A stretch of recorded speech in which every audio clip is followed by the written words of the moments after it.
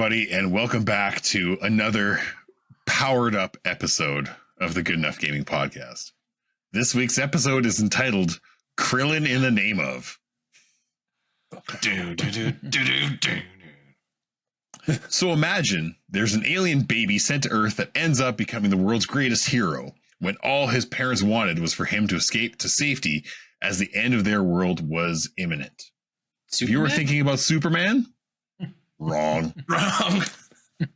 We're, of course, talking about the oddly carefree, often oblivious, ever hungry Goku and the world of Dragon Ball. The newest game, Sparking Zero, has taken hold of many, many gamers and weebs, and there's a new show on the horizon. So fire up that Yama-cha bike, put the ice tray back in the Frieza, pour yourself a Chi-Chi, or crack a Beerus, and get ready for another episode where we somehow keep finding new ways to get better and better at what we do, with no real imitation or end in sight. Jesus, well done. Yama-cha. Well done. Yama-cha. Yama-cha. You did pretty good, Kyle, for not knowing what the hell you're talking about. Yeah. To Cards on clarify, the though, table. which Goku are you talking about? Jesus There's Christ. 30 of them in this game. Yeah. That's what I was making fun of at the end there when God.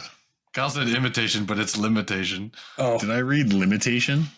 As imitation, yeah. No real limitation in sight, because that's my one favorite, super funny thing about Dragon Ball is that suddenly there's a new height to reach every time. No. This is Super Saiyan God. Oh yeah, but this is Super Saiyan God, Super Saiyan.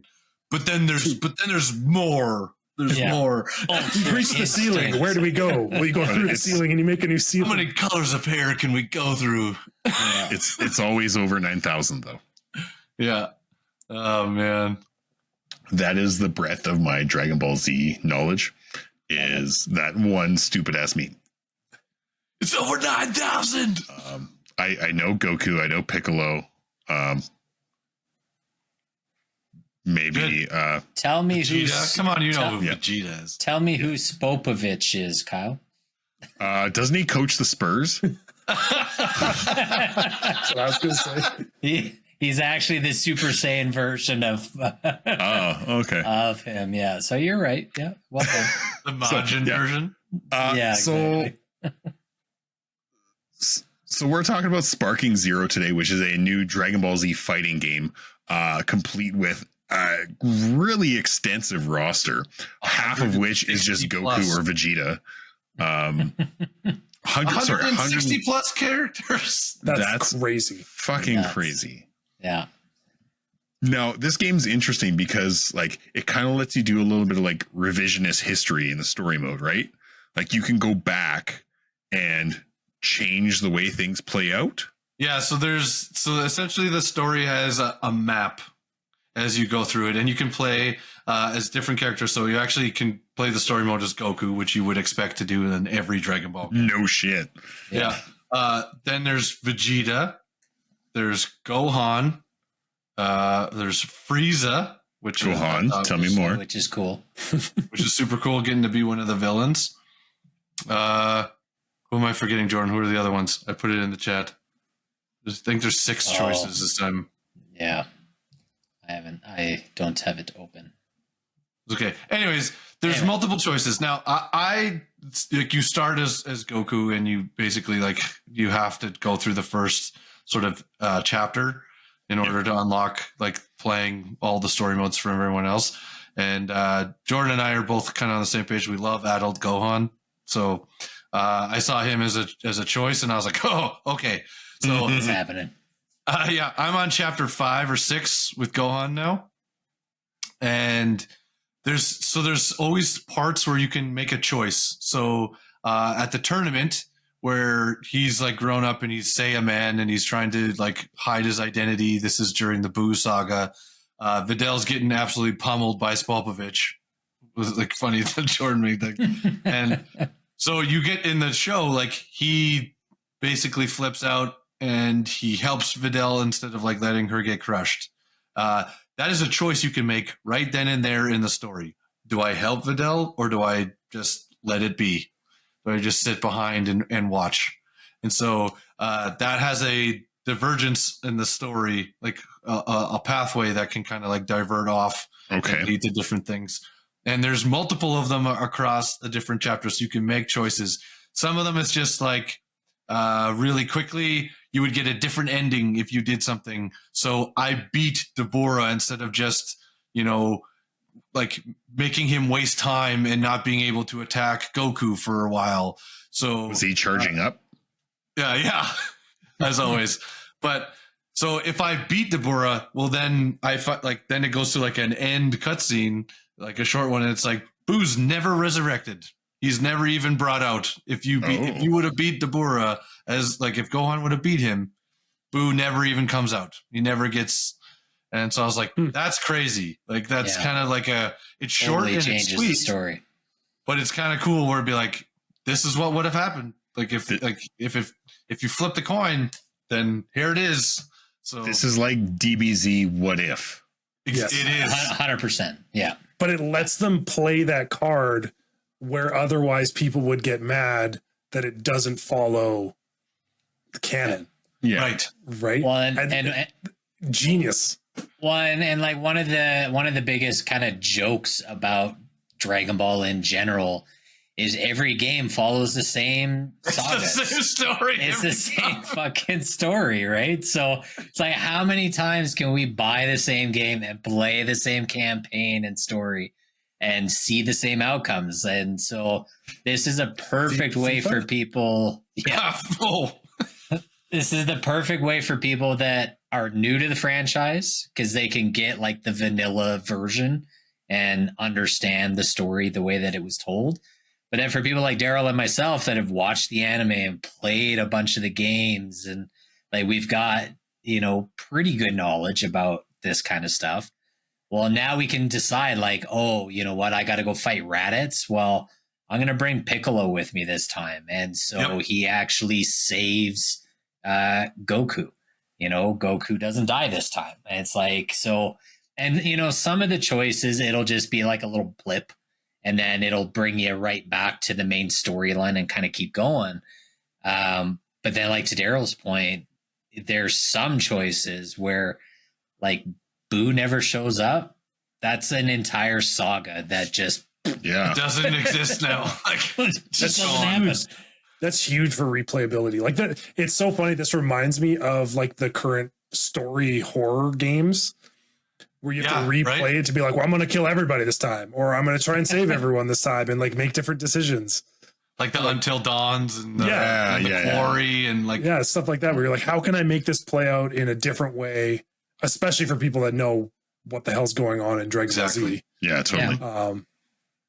Kyle. Yeah. Like it was a game. I know what's going on.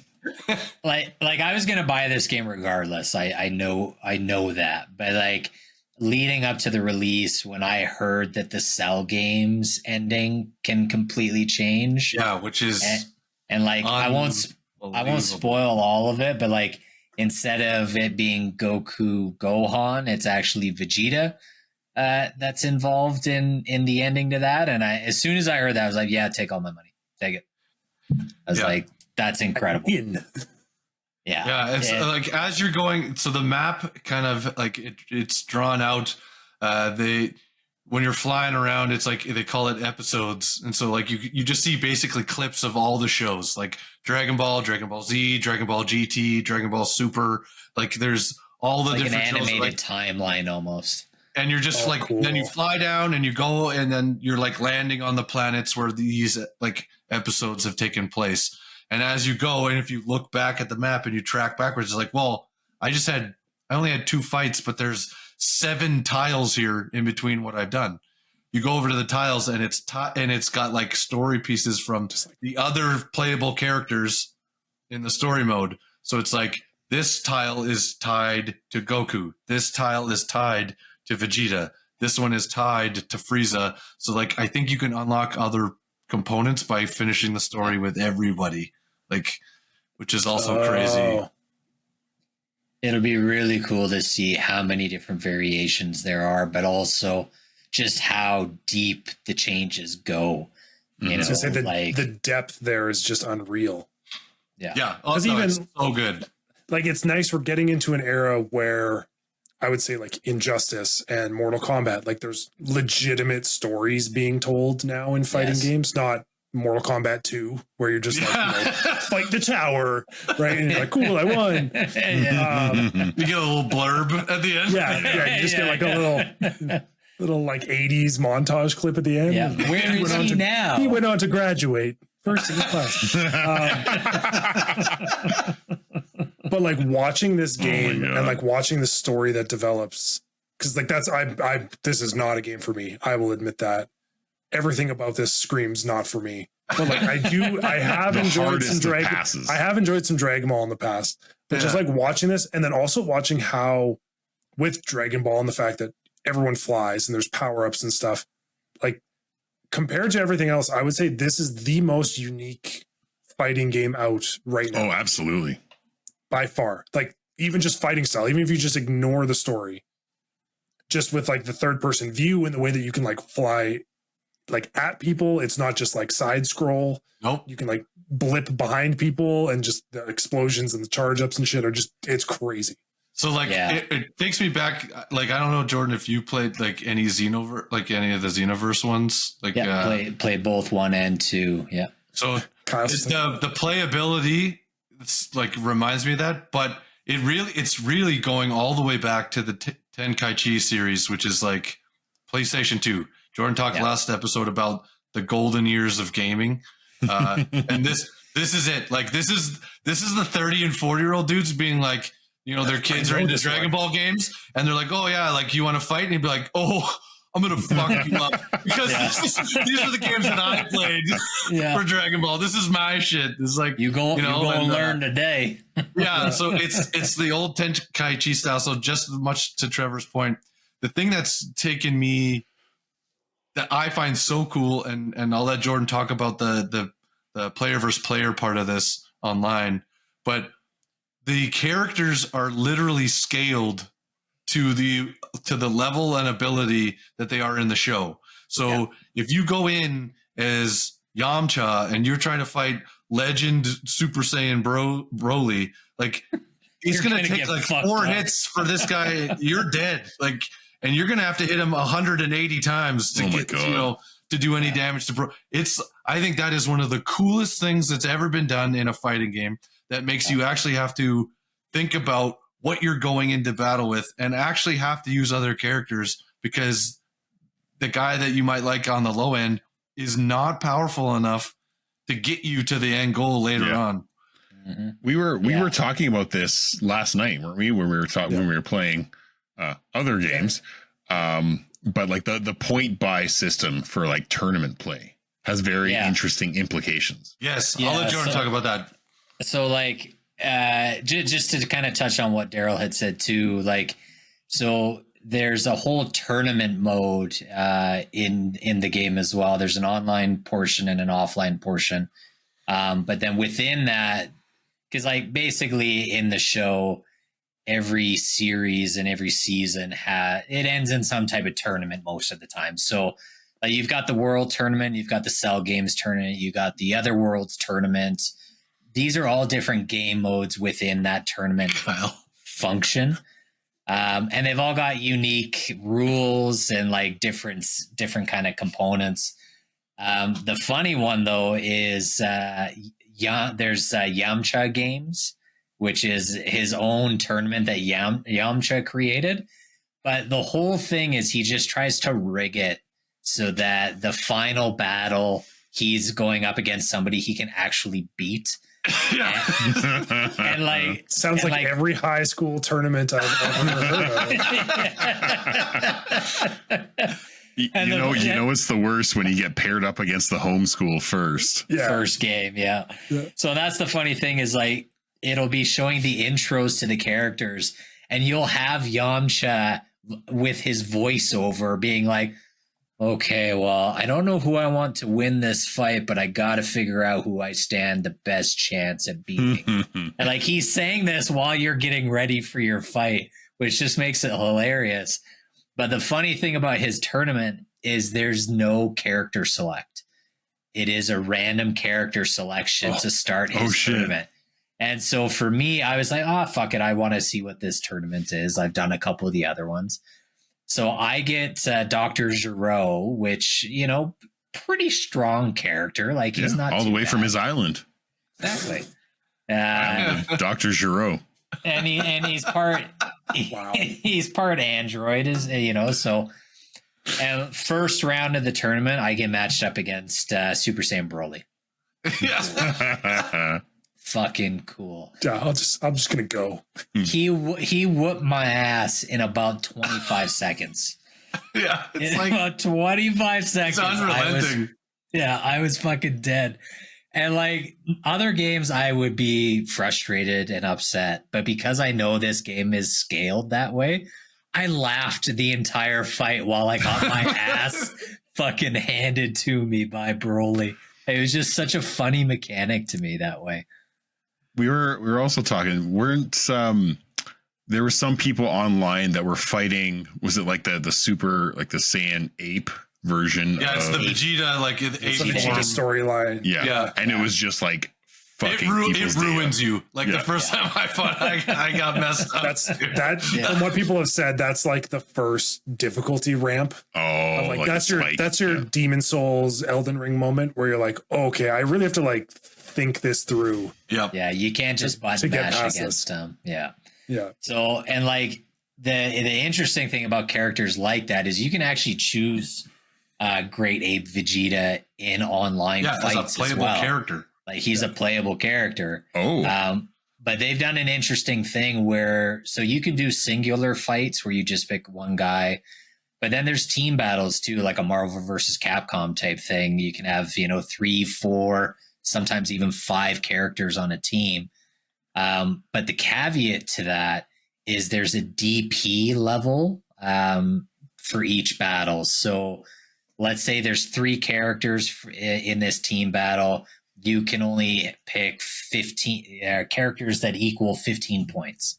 It's like all those things on Instagram where it's like, make your team. Yeah. And it's like $10. It's got the top scale, the middle, and the bottom. And it's like, pick it. Like, who you taking? $8, $5, $3, $1. Pick your team. Yeah. And so that's what this online, that's how they've done the online scaling for this. So like you can't pick Ultra Instinct Goku and fused Zamasu. Like there's not enough points for that. Yeah. Those are people, right? Fused Zamasu. That sounds like some weird fucking dish I want to make. Oh yeah, tonight we're having some fused Zamasu for dinner. Going up for fused. You're really showing your ignorance, Kyle. Yes, you are. But like, if you pick Beerus, like Beerus and that's Vegeta, a character I can get behind. Yeah, I know. He likes his food too, so Kyle's here for kale and cauliflower. Yeah, there you go. Khalifa, yeah. Whiz. It reads a cauliflower. Those are weird cameos. I know it does look like it's supposed to be like a joke on cauliflower. But yeah, it's just such a unique way to balance out the online modes so that you don't have these stupid players that pick the 3 strongest characters. You can't. And that just you literally mow can't. over. Like you physically cannot do that. There's going to be some teams where you got an Ultra Instinct Goku and he's got to throw in fucking Krillin because he doesn't have any other points. Like Krillin like a villain. I got Yajirobe over here hanging out with. Just please don't hurt me. Please don't put me in the game, coach. Like, don't. Well, the other fun thing, because I was watching some people play this as well, was I saw something where they're talking about the risk reward of someone like a Goku who has like multiple power up levels. Yeah. Where if you take him at a lower level, you can still potentially power him up in a fight. Yes. Whereas if you take him as like Super Saiyan or something higher, like you only have so much you can go, like you're wasting points. Whereas if you're good enough, you can get like the stock base level and power up in the fight. Yeah. You still have to, I think you still have to leave room to make that transition and the thing, because it does count. So like whenever you select base Goku, it like there's a menu on the side, you press the D-pad and it shows like transformation menu. And so the base Goku can turn into Super Saiyan 1 or Super Saiyan 2 or Super Saiyan 3. And but then once you do that, like then if it goes to Super Saiyan 3, it comes with that move set that you have set on him, like those moves. Plus the points. Plus the points. So you have to leave room in order. So if you go to take him and it's like my team is 15 out of 15, it's maxed. If you open up the transformation thing, it's just going to have X's. Like you can't transform. Oh, okay. Which is like, again, well thought out, very smart, like good way to keep things fair. And it like, and this definitely, this sounds so like counterculture to so many online games right now where you're like, this is the meta. Here are the top 3 people. Yeah. This is what you have, this is your loadout you have to have. Whereas in this, it's like, well, if you're really good with this character and they have 8 points, you still got all these other points to like, that's right. Kind of fuck around with and like figure out what they're doing. It's like, oh, it's just I like this. This makes me want to play fighting games, but I know I just can't. Like that's the level. This is, I'm like maybe I should try it, but probably not. It takes me back. It's like honestly, some parts of this game are hard. Like, very hard. Some of the fights are hard on normal, even easy difficulty. Like some of these things are hard to do, and because Tenkaichi was not forgiving either. Like that was a game you had to learn to be good at to get everything. And so it kind of takes me back. I was like, man, I got to have a better strategy. I have to like learn how to like counter properly again and do stuff. Is like, this is going to be important. But just to further what we were saying, like one of the most beautiful things about this game that excited me immediately, and I showed Jordan, was there's a shop like everything else. There is a currency, and you could like buy the currency and get everything if you wanted to, but you never really have to in most of the Dragon Ball Z games, because like the amount of currency you get from completing any tournament or any mode is like exorbitant, and you can unlock characters. You can actually unlock the characters in this game. Whoa. But think of the board and their profits. Yeah. Oh, man. What will these millionaires do? Jesus, Gohan has risen. Yeah, like that's the awesome thing is like I finished my first world tournament just trying the game out, testing different things. And I unlocked Teen Goku just from playing like and beating that. I was like, it felt so good. Like it felt like I was playing an old school fighting game where it's like, holy fuck, I actually got a reward that I was excited about. It wasn't just a currency or a fucking buff or like an emote or something, and like there is that sticker in this pack game too. Yeah. If you're like impatient and you don't want to wait for the one thing, you can buy it in the shop. But like otherwise, you can unlock characters in story mode. You unlock them at the end for winning the tournament. Like you can get them from summoning the Dragon Balls. Like and all of the currency is earnable. Like even if you do want to buy a character because you're like, that is my favorite character, I want to use him now. Yeah. If you have currency available, you can buy them, and all of that currency is from playing the tournaments and playing the game modes.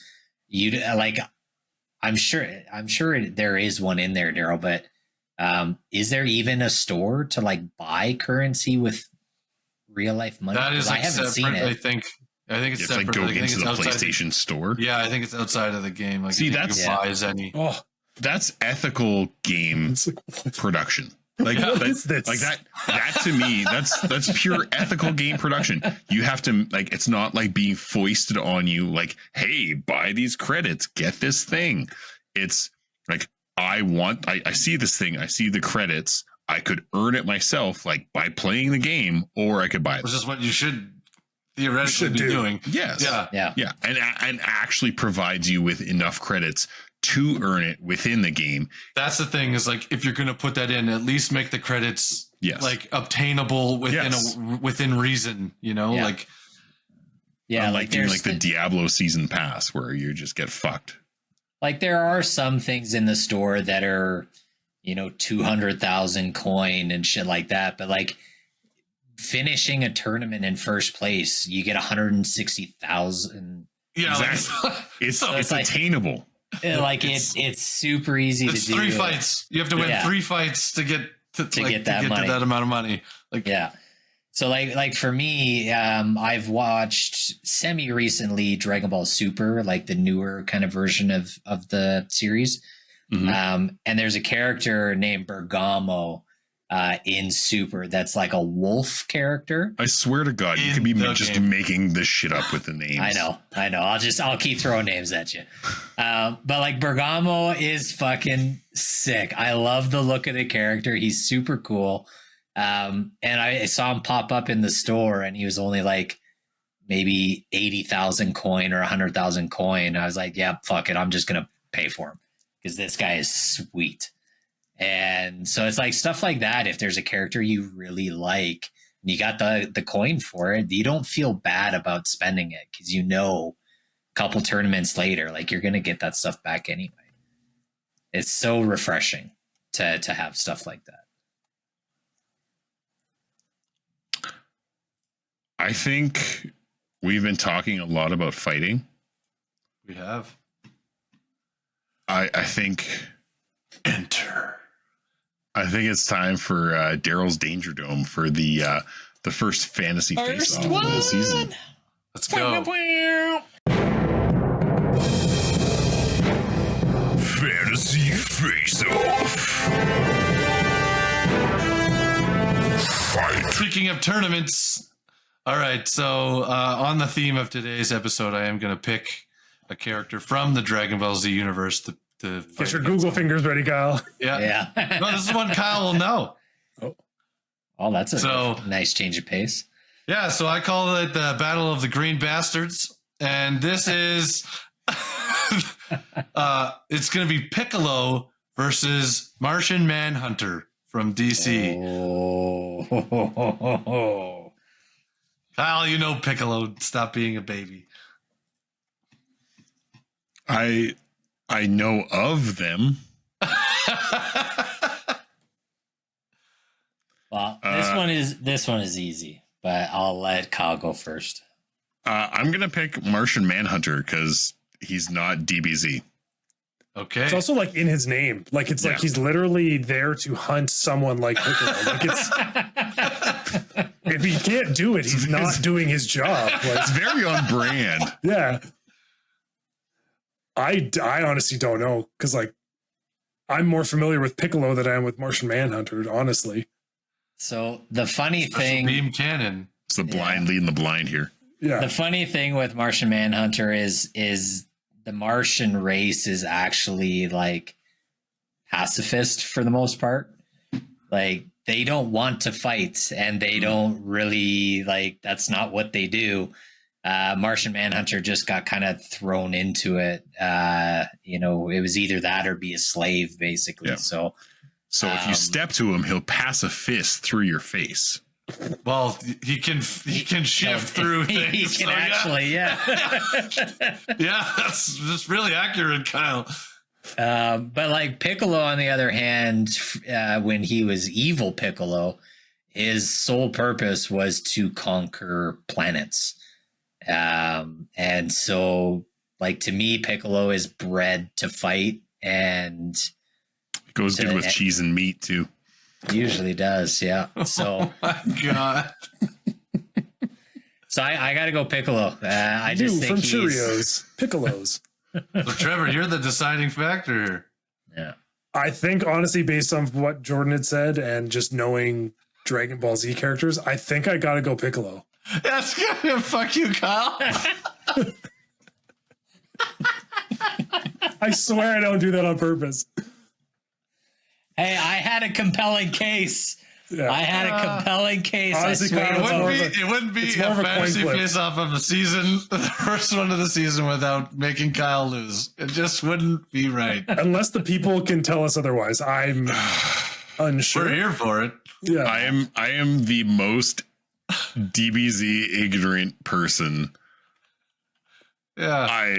I'm pretty ignorant just when here it for comes to show. like any sort of secondary DC character that isn't like the top 5 that are thrown in your face all the time. So I don't know any better than you in the other direction. So That's all right. If Kyle can't get through more than 2 episodes of Attack on Titan, he's gonna be in trouble when it comes to I'm anime. busy. Oh, There's please. so much shit to do. get your kids Get involved. outta They won't get scarred by Attack on Titan. They'll love it. No, they'll love it. They'll love Big those big scary baby monsters. Yeah, I mean, I they'll just love like those naked giants running around. Oh man, that's funny though. Okay, let's stick to our formula here. Daryl, Jordan, Yes, give me your gripes. there's not many right now. I mean, I this have game- a couple. Okay, well, I'll go first then. I'll start positive and Daryl can go negative. Like this game comes pretty fleshed out from the get-go. Like there's a lot of game modes. There's a lot of content. They've got an encyclopedia for people like Kyle that don't know, where characters come from and stuff. So you can learn about their origins and when they were introduced into the story. And so like they do a really good job. That's fine. Reading. But they do a really good job catering to the Dragon Ball Z faithfuls and then to people that have kind of admired it from a distance, but are like, well, I'm going to start with the game and see where we end up. So they do a good job that way. I do think the not the tutorial, but like the practice arena, to where you learn the combos and you learn like the mechanics of the game. I think it's pretty terrible, to be honest, because there's a lot of mechanics and move sets and different ways to like approach an enemy and like all these different things that you can join together. And they don't really explain a lot of that in depth through the practice mode. So even for me, like playing Dragon Ball Z games throughout the years, it does feel like I'm starting from scratch again. There's a lot of stuff they've added to this game that weren't in the old like Budokai games or even Xenoverse, that you have to figure out kind of on your own. So I think most people will start off very button mashy. It's going to take probably 10 hours, like 8 to 10 hours of game time before you really start to actually figure out what you're doing. Now, do you need like a separate like gamepad for it so you can do like the? I'm doing gamepad. Yeah, I was like, what are you doing down there? It doesn't have the traditional combos of a Street Fighter or a Mortal Kombat where it's like sweep the stick this way and do this. There's really not a lot of that. It's a lot of like R2 and X that leads into a triangle and circle at the same time, but you have to do it at this moment and like. Oh, it's like timed. It's stuff? timed. Yeah, and like shit moves so quickly in battles that a lot of the time you're gonna miss that button prompt. I'm out. So It just makes you think of Horizon Forbidden West with like the square delay, square. And you're just like, yeah. It's like step dancing. Yeah. But I'll let Daryl go, and I'm sure I'll agree with some of his stuff for sure. I'd like to go further into the practice mode and sort of the tutorial. Much to Jordan's point, there are a few things that don't really make sense to me, like Tenkaichi and the button mapping and all of that stuff. I feel like they ironed that out and made the games better in Xenoverse and in Kakarot. Like I feel like the style of fighting, this like open 3-dimensional tactics for fighting, I thought that they did a better job in those games. And so Kakarot felt really good. I agree. Reverting to me seems like the wrong step to kind of go and make it more complicated and more of like a. I feel like they're trying to make this a competitive fighting situation where Fighter Z was that, and excelled in that. That was their 2-dimensional like fighting game, like groups of like that to me was like their Marvel versus Capcom, title, and so this one I'm having a hard time, like Jordan, like going back, like because I do feel like combat has regressed for the game. However, there are some really fluid moments, and I love that the story moves as fast as it does. The cutscenes are not the entire like whole dialogue, whole episode. It's snippets. Like it's just like the important like fluff of it, and then you go and fight. Like it's not convoluted in that regard. The one thing that I was disappointed is there's all these versions of Goku and Vegeta and stuff, and then some of these other characters that have been brought in Super and whatever. Where is Beast Gohan and Orange Piccolo? Like, that was the most recent. I don't know. I'm so upset about it. Yeah, I know you would be. So that's the newest animated movie. That's the newest animated special, like movie for Dragon Ball, and everybody like the animation in that movie is hype. The storyline of that is hype, and like with all these continuations with other characters, I was shocked that they're not in there. Maybe they're coming. If they're coming, I'll be okay. If they're coming, he'll be coming. Yeah. Around I was just upset, like, because there's Super Saiyan 4, like, Gogeta and stuff like that, like from GT. From GT, yeah. And I'm like, where the fuck is the shit no one wants that guy. Where? Yeah, like, where? Everybody hated GT. Like, like it fell flat. Nobody liked the new hotness. Yeah. Yeah. And so I was shocked that they weren't in there, kind of thing, because I wanted to play. I was really excited for this game because I wanted to play as Gohan Beast. Like that's what I wanted to play as, and he's not there. So they've got it though. Like I'm looking at it, like for the deluxe edition, like they already have 3 DLCs lined up. Yeah. That's cool. Yeah, I do think they are going to add in quite a few characters. Like I wouldn't be surprised if we're breaching the 200 character count by the end. But yeah, like Daryl fucking nails it. There's definitely some weird exclusions. There's even some characters from the old like Tenkaichi games that aren't in this, and like they were some fan favorites from that series that didn't make it to here. And I think that is purely they're just saving some of the really big ones for future expansions to get people on. Stock it in the pocket. Yeah, you can't just like release all of the best characters all at once, because then it's like, well, yeah, your next DLC, our top character is like Krillin, right? Yeah, like, but like that's just Krillin hype.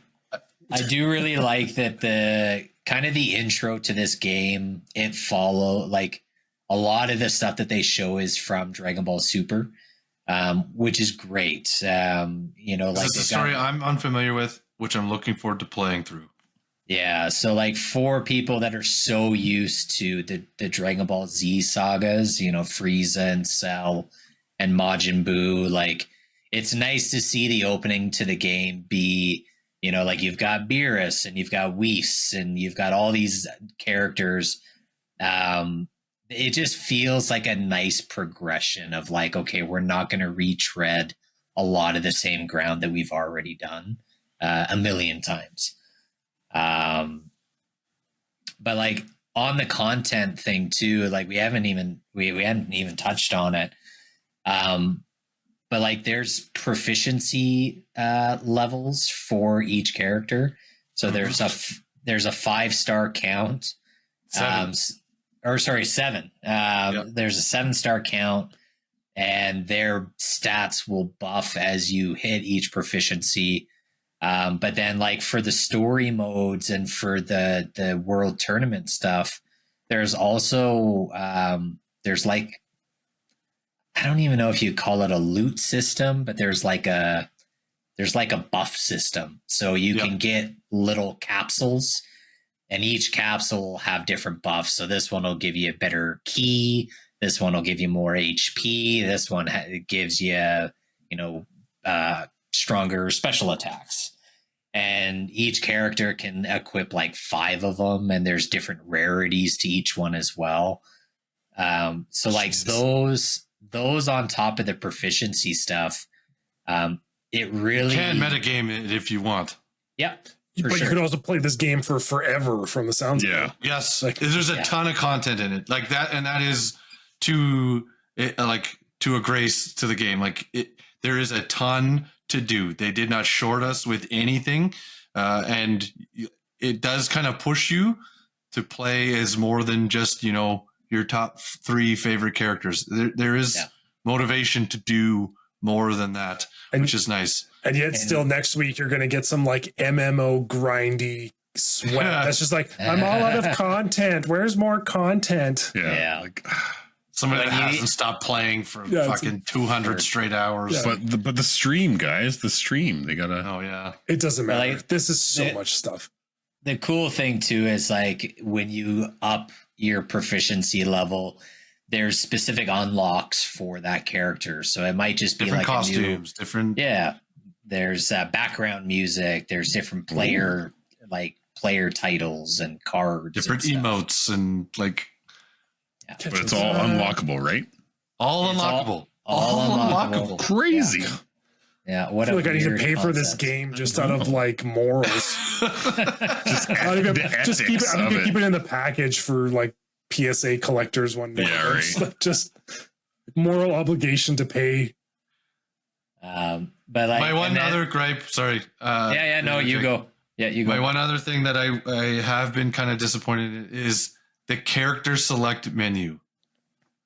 So they're like in a traditional game, 160 of them. I know, but in a traditional folders. game, and even the graphics they were putting online before the game came out was like this massive web of like hexagon shapes of like the heads that you could pick. That's not in the game anywhere. You have to like scroll down a line of character. It's terrible. I was like, just give me all of the characters. I don't care if like it's this thin of a thing that will just show me their name as I go over it. But like put them all on one screen. Like put them all visibly out in one. Since there's so many iterations of like Goku and Vegeta. What if on some of them you would select, okay, like I pick Goku, and then you click on his face, and then there's your list. It would make sense. Which one? You're 100% right. Yeah.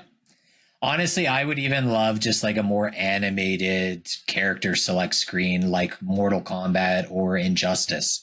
Like they do such a good job at like not only showing you the characters, but just showing like their mannerisms and their outfits, and all of it is very fluid and moves really nicely in the select screen. And yeah, like Daryl's not wrong. And honestly, until he said it, it wasn't really a thing for me. Now that he said it, it's like, yeah, you know what? That is really dumb. But like a lot of it just seems super static, and there's not a whole lot of flair to it, which is funny because the overworld menu when you're going from mode to mode is amazing. It's insane. It's fully animated. It's fully voice acted. Like when you transition from the world tournament to the next thing, like Goku instant transmission teleports from the world tournament to the next game mode. To Kami's house. And then he's like there, and Kami's reading his secret magazine inside of the Auto Trader. Yeah, he's got the Auto Trader porn magazine hidden behind it, which is hilarious. But yeah, like they do such a good job there, but then the character select screen is like wah, wah, I wonder if they're aiming to do the one that you had mentioned, Daryl, like the pre-shot one, and I wonder if it broke. like something. There's possible. It's possible that it did, but it's or they're reworking it, right? Because they found the same issue where they're like, there's too many people here. Like, how do you manage a roster that big? Yeah. It just the character select, same thing. It just didn't seem right to me. It just didn't fit right. But yeah, so Jordan's right. Like visually though, this game is crisp, like so crisp. It looks so good. Like it is. Have you guys played online at all? Like, is there? Yep. I haven't. How is the speed and quality of that? It's so kind of like similar to online. I would, with Mortal Kombat 1, you get to look at the connection speed of your opponent and decide if you even want to continue. Oh, so and it doesn't knock you off. It's like this is the ping of your opponent. Do you want to continue? Yes. Okay. Like you're basically signing off. Yeah, right. Well, you're signing off on being like, this is, and I think there's a warning too to be like benefits from wired connection, like try and wire the usual stuff. Yeah. So just stuff like that. So yeah, I had no problem. I had a close battle. I only had one online fight on the first night that I played this game. I did lose. It was close though. We were down to our last fighter each, but it is good, and people are already very skilled at this game. So yeah, it kind of reminds me of we were talking about Marvel vs. Capcom, like that whole the collection pack that came out, and some of the reviews were like, I just matched up against like the reigning world champion on Marvel vs. Capcom 2 and got my shit lit up. That's the other thing is this one is ranked. So you go in and you're D ranked. You will only play against other D ranked players. Like if you are S tier, you're only playing S tier people. Like and so that's good. I'm curious to see this hit like the competitive scene because with that drafting system, I think it makes it way more unique than even like a Smash Bros. Like and stuff Street like that. Fighter. Yeah, like I just think it would be really cool to see. And it's a game where I can watch a fighting game where it's not just super technical. It's just like watching an anime. You're like, this is crazy. Exactly. I would love to see some of the I would love to see some of the professional fighters out there come up with some crazy team combos, like somebody that doesn't pick a single Super Saiyan character and instead picks like these 5 1-star people. It would just be really cool to see somebody just completely master like less popular characters. I think that would be super, super cool. But yeah, like to Daryl's point, man, the animations and the sound design and just like everything is so fucking clean, and it sounds exactly like how you would want a Dragon Ball Z game to sound.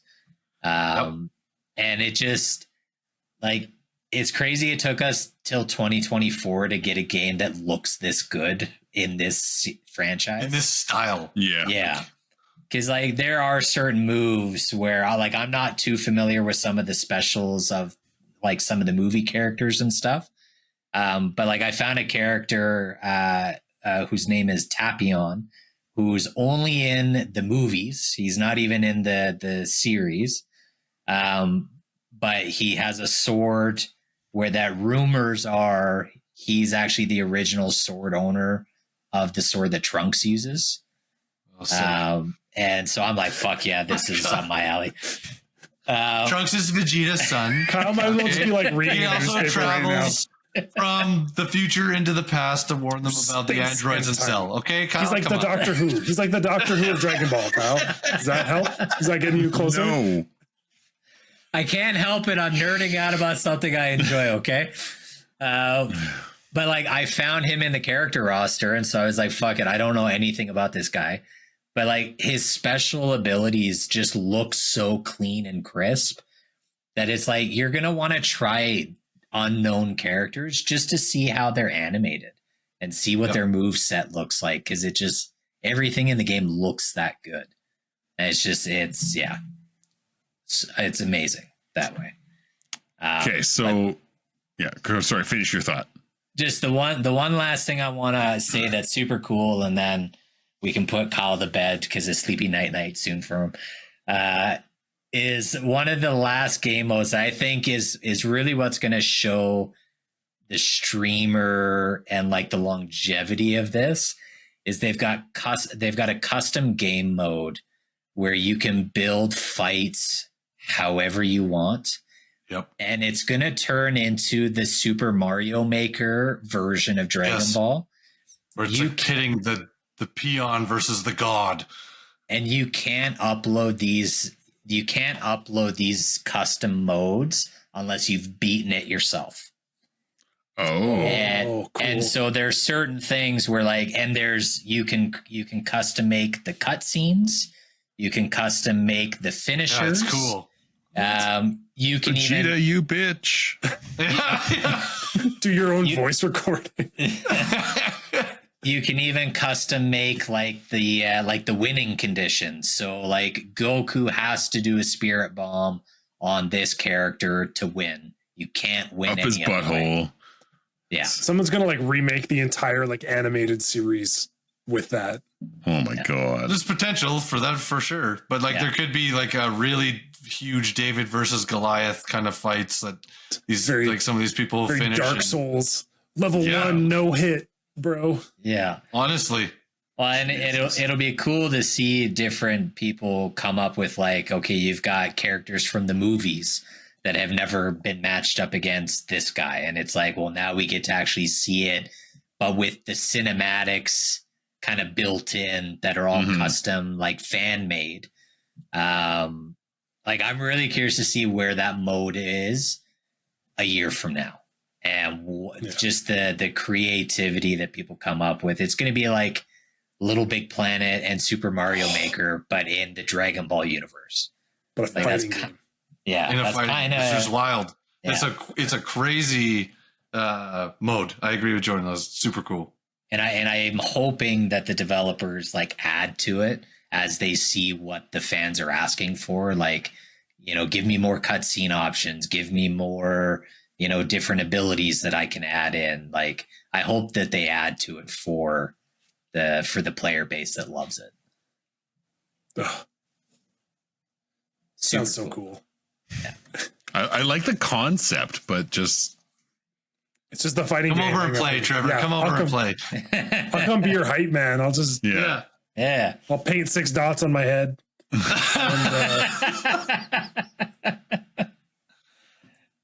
oh man. Okay, Daryl, Jordan, give me some scores here. Tell me how you feel. Go, Daryl, go.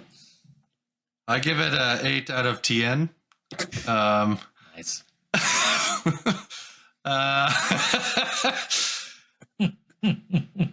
I think it's an early scoring for me, but because I'm gonna play a lot more of the game, and I'm sure I'll get better at and more familiar again with the combat style, like from Tenkaichi. But yeah, there's a lot to do in the game, which is a big plus.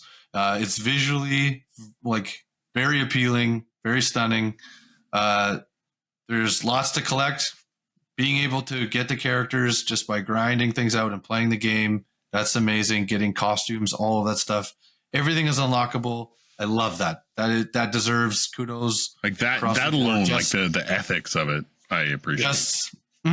Thank you for bringing it back and just delivering a complete game, you know?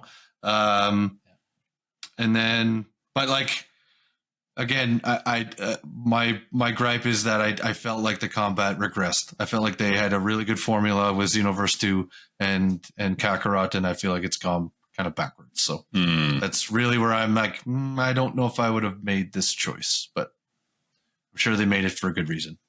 So I'm at an 8. All right. Yeah, I'm sitting at a 9 out of 10. A lot of the same things that Daryl has said. I think over time this will turn into the definitive Dragon Ball fighting game. I think that if you want to get into this franchise, this is going to eventually be the starting point. Like this is, you buy one game and you have everything that you could possibly want from this franchise with 160 characters to start. To start. But you know, a lot of the same gripes. I'm really curious. There's like a modern control scheme, which is what I started with, but there is a classic. It only changes a couple things. It doesn't change much. I am curious though to maybe try it and just see if it's a noticeable change and makes the combat feel any more fluid than it does. I have heard some people say on social media that when they changed to classic, it felt like they were playing Tenkaichi again. So that's got some hope for me to maybe give it a go. But the animation is phenomenal. The character roster is great. I don't think this is a fighting game I'll ever try and platinum. I just don't. Oh God, no. I don't think it's possible. I'm curious what some of those max level are. Every character. Yeah, no. Yeah. I looked at some of them. I was like, yeah, no, I'm going to enjoy this. And I'll probably get like 70% of these trophies, but I ain't going for the full. Yeah. But I do see myself. I think this will be one of those games just like Injustice 2 was, where I'll play the hell out of it in the first year. I might not touch it for 6 months, and then they're going to add in some new content. And I'm going to be right back in, and I'm going to be playing it for a couple more months again. I think I'll come back to it on a regular basis to check it out. So, but yeah, 9 out of 10. I feel bad for newcomers. I don't think it's a very approachable game. I think there's going to be some people that buy it and are disappointed by the learning curve. It's a humbler. This is the Elden Ring. Like next week, you're going to get those complaints. Be like, this is too hard. Yeah. Well, there's already been complaints. With Beast Vegeta or whatever. It was just, this is so hard. Honestly, start the game on easy mode if you've never played a Dragonball fighting game. Just start it on easy. Just play it on easy. Yeah, there's no shame in that. Just do it, and you'll have a way more enjoyable time. You got to walk before you Kamehameha, right? Oh, yeah. That's true. Yeah. Before you Spirit Cloud around. But yeah, 9 out of 10 for me. Nimbus, thank you. It's like, why? You're welcome. Flying Nimbus, yeah. Trevor, you're such a Nimbus cloud. Shut up, you nimbusile. All right, well, that just about does it for us with this week's episode of the Good Enough Gaming Podcast. Stay tuned. I feel like we have something brewing on our socials with feel free to cut this out, Trevor. I think we have a copy of Sparking Zero. It's just kind of floating around on our Nimbus cloud.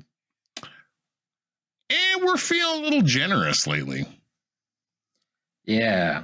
So it's. Do you have a special word that they need to message us or something, Jordan? I think just if you wanted to, if you wanted to, if you wanted to put Broly Cow in the comments of our Instagram post. If you've listened to this and you put Broly Cow in the comments and share our post, we'll enter you in the contest. Yeah. But yeah, no, we think everybody should play it. So we've got a copy. We're excited to give it away for PS5, right? For PS5, and it is the ultimate holy shit edition, minus the statue. Yes. Yeah. But you'll get an extra 15 Gokus and 27 Vegetas. So definitely check it out. It's worth entering. So yeah. Just make sure you wash your Vegeta. Yeah. Broly Cow. Put it in the comments. It's the key word. Cow. Yeah. We'll enter you in. Great. Well, we'll do some more posts on socials about that. Check Instagram. That's our main one. Log into Discord. Say hi. We like to bullshit with people. It's a great time. I think that was good enough, guys. Good enough. It's good enough. Yeah, good enough. Thanks for tuning in to this week's episode. Make sure to follow us on Instagram, TikTok, and YouTube for more content. We also invite you to write an email or join us on Discord to talk about anything from our episodes or something else you would like to discuss in the future. Please subscribe to the Good Enough Gaming Podcast on Spotify, Apple Podcasts, or wherever else you listen to your podcasts. And remember, we might not be great, but we are good enough.